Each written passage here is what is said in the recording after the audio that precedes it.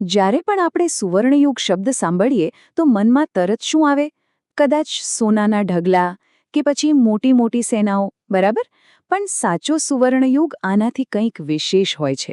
એક એવો સમય જ્યારે કળા, સંસ્કૃતિ અને જ્ઞાન બધું જ પોતાની ચરમસીમાએ હોય.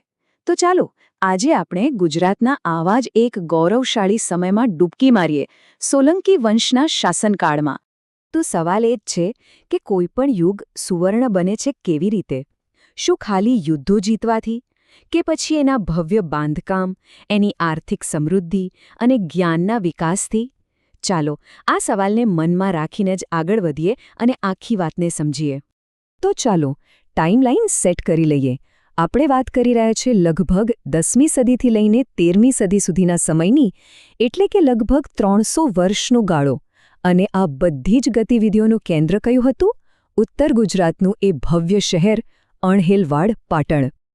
તો હવે ચાલો આમાં થોડા ઊંડા ઉતરીએ અને એ શાસકોને મળીએ જેમણે ખરેખર આ સુવર્ણયુગનો પાયો નાખ્યો હતો. જુઓ, દરેક મોટા સામ્રાજ્યની શરૂઆત એક સ્થાપકથી થાય છે, બરાબર ને? સોલંકી વંશ માટે એ નામ હતું મૂળરાજ.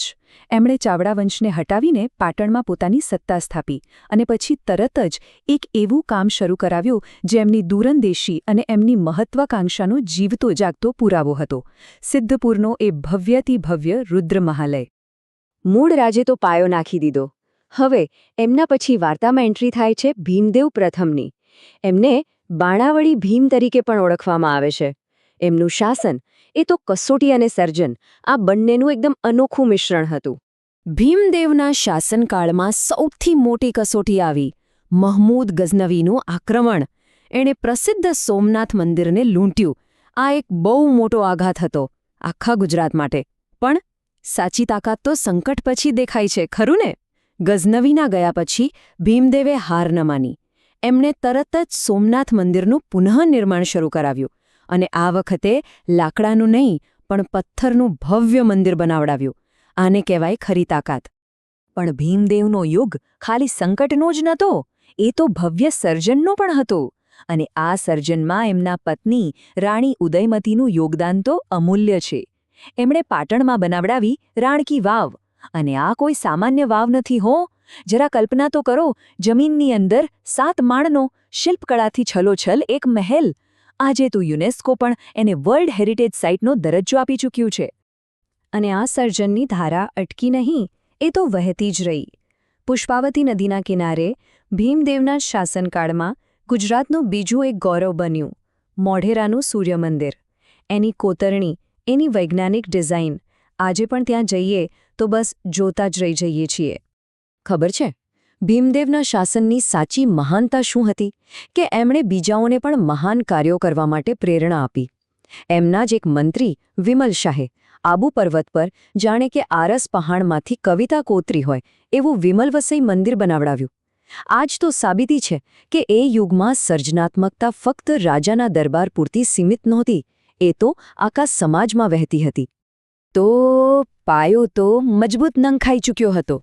હવે સમય હતો એના પર એક ભવ્ય ઇમારત ચણવાનો. આપણે હવે સોલંકી વંશના સુવર્ણયુગના શિખર પર પહોંચી રહ્યા છીએ, એક એવા શાસક પાસે જેનું નામ જ પૂરતું છે: સિદ્ધરાજ જયસિંહ. લગભગ અડધી સદી, એટલે કે 50 વર્ષનું શાસન. જો સોલંકી વંશને એક પર્વત માનીએ તો એને સૌથી ઊંચી ટોચ પર એક જ નામ લખેલું છે: સિદ્ધરાજ જયસિંહ. એમનું નામ એટલે શક્તિ, વિજય અને સંસ્કૃતિનો સુવર્ણકાળ. એમની સિદ્ધિઓની ગાથા તો એમના નામોમાં જ છુપાયેલી છે. જ્યારે માળવા જીત્યું તો કહેવાયા અવંતીનાથ, જૂનાગઢ પર વિજય મેળવ્યો તો બિરુદ મળ્યું સિદ્ધરાજ, અને પેલી બર્બરક રાક્ષસને હરાવવાની દંતકથાથી ઓળખાયા બર્બરક જિષ્ણુ તરીકે. દરેક નામ પાછળ એક વિજયની કહાની છે. પણ સિદ્ધરાજની મહાનતા ખાલી તલવારની ધાર પણ નહોતી, એ જ્ઞાનના પણ એટલા જ મોટા ઉપાસક હતા. એમણે એ સમયના મહાન વિદ્વાન હેમચંદ્રાચાર્યજીને એક ગ્રંથ લખવા વિનંતી કરી: સિદ્ધહેમ શબ્દાનુશાસન. અને જ્યારે આ ગ્રંથ તૈયાર થયો ત્યારે એનું સન્માન કેવી રીતે થયો ખબર છે? ગ્રંથને હાથીની અંબાડી પર મૂકવામાં આવ્યો. આખા પાટણમાં એની શોભાયાત્રા નીકળી અને રાજા સિદ્ધરાજ પોતે એની પાછળ પગપાળા ચાલ્યા. વિચાર કરો, આ હતું જ્ઞાનનું સન્માન. સિદ્ધરાજની મહત્વાકાંક્ષા કેટલી મોટી હતી એનો અંદાજ ખાલી એક આંકડા પરથી આવી જશે 1008. જી હા, 1008 શિવ મંદિરો. આટલા નાના નાના શિવલિંગવાળા મંદિરો એમણે પાટણના ભવ્ય સહસ્ત્રલિંગ તળાવના કિનારે બનાવડાવ્યા હતા. આ ખાલી એક તળાવ નહોતું, આ તો એન્જિનિયરિંગ અને આસ્થાનો એક અદ્ભુત સંગમ હતો. તો આપણે રાજાઓ અને એમના શાનદાર કાર્યોની વાત તો કરી, પણ આ યુગનો અસલી વારસો શું છે? એવી કઈ વસ્તુઓ છે જે આજે પણ ગુજરાતની ઓળખનો એક અભિન્ન અંગ છે? ચાલો હવે એના પર એક નજર કરીએ. સોલંકી કાળે સ્થાપત્યની એક એવી શૈલીને જન્મ આપ્યો જે એકદમ અલગ હતી, જેને આજે આપણે મારું ગુર્જર શૈલી તરીકે ઓળખીએ છીએ. એની ઓળખ શું? તો કે એકદમ બારીક અને ઝીણવટભરી કોતરણી, કલાત્મક સ્તંભો અને ભવ્ય તોરણ, એટલે કે પ્રવેશદ્વાર. એનું સૌથી શ્રેષ્ઠ ઉદાહરણ જોવું હોય ને તો વડનગરનું કીર્તિ તોરણ. બસ એ આ શૈલીનો જાણે કે પર્યાય છે. એક વાત તો પાક્કી છે, કોઈપણ સુવર્ણયુગ મજબૂત અર્થતંત્ર વગર શક્ય જ નથી. અને સોલંકી કાળમાં તો ગુજરાત આર્થિક રીતે રીતસર ધમધમતો હતો. હા, ખેતી હતી, હસ્તકળા પણ હતી, પણ ગુજરાતની સમૃદ્ધિનું જે સાચું એન્જિન હતું ને એ હતો દરિયાઈ વેપાર. એ સમયમાં ગુજરાતના બંદરો, ખાસ કરીને ખંભાત અને ભરૂચ, એ આખી દુનિયામાં કે ભારતમાં પ્રવેશવાનો દરવાજો હતા. એક વાત એવી પણ કહેવાય છે કે ખંભાતના બંદર પર એક સમયે એકસાથે 84 દેશોના વાવટા ફરકતા હતા. વિચારો તો ખરા, કેવી ગ્લોબલ પહોંચ હશે! હવે આટલા મોટા સામ્રાજ્યને ચલાવવું કેવી રીતે? એના માટે એકદમ કુશળ વહીવટીતંત્ર જોઈએ. સોલંકીઓએ એ જ કર્યું. આખા રાજ્યને મોટા મંડળ એટલે કે પ્રાંતોમાં વહેંચ્યું. દરેક મંડળને નાના પથક એટલે કે જિલ્લાઓમાં વહેંચ્યું અને સૌથી છેલ્લે પાયાનો એકમ હતો ગ્રામ. એકદમ સુવ્યવસ્થિત અને સત્તાનું વિકેન્દ્રીકરણ. અને એક વાત ખાસ યાદ રાખવા જેવી છે, આ સુવર્ણયુગની ગાથા ખાલી રાજાઓની નથી, એ શક્તિશાળી રાણીઓની પણ છે. એક તરફ રાણી ઉદયમતી, જેમણે રાણકી વાવ જેવી અજાયબી બનાવી. બીજી તરફ મિનળદેવી, જેમણે યાત્રાવેરો નાબૂદ કરીને પ્રજાનું દિલ જીતી લીધું. અને રાણી નાયિકા દેવી, જેમણે એક માતા તરીકે પોતાના નાના પુત્રવતી શાસન સંભાળ્યું અને મોહમ્મદ ઘોરી જેવા શક્તિશાળી આક્રમણકારીને યુદ્ધના મેદાનમાં હરાવ્યો. આ હતું નારી શક્તિનું ઉદાહરણ.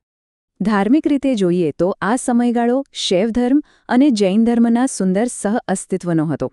મોટાભાગના રાજાઓ શિવભક્ત હતા, પણ હેમચંદ્રાચાર્ય જેવા મહાન વિદ્વાનોને કારણે જૈન ધર્મનો પણ ખૂબ ઊંડો પ્રભાવ હતો.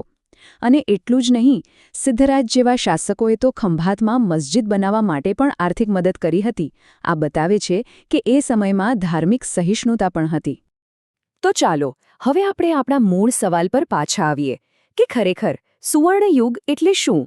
સોલંકી કાળ આપણને એ જ શીખવે છે કે સુવર્ણયુગ ફક્ત યુદ્ધના મેદાનમાં જીતવાથી નથી બનતો. એ તો રાણકી વાવની અદ્ભુત શિલ્પકળામાં રચાય છે, સહસ્ત્રલિંગ તળાવના એન્જિનિયરિંગમાં રચાય છે, હેમચંદ્રાચાર્યના જ્ઞાનમાં અને રાણી નાયિકા દેવીની વીરતામાં રચાય છે. સાચું કહું તો આ એક એવો વારસો છે જે આજે પણ આપણા ગુજરાતની ઓળખનો એક અતૂટ હિસ્સો છે. આ સમગ્ર વિશ્લેષણ જામનગરના ડૉક્ટર સંજય પરમાર દ્વારા તૈયાર કરવામાં આવ્યું છે.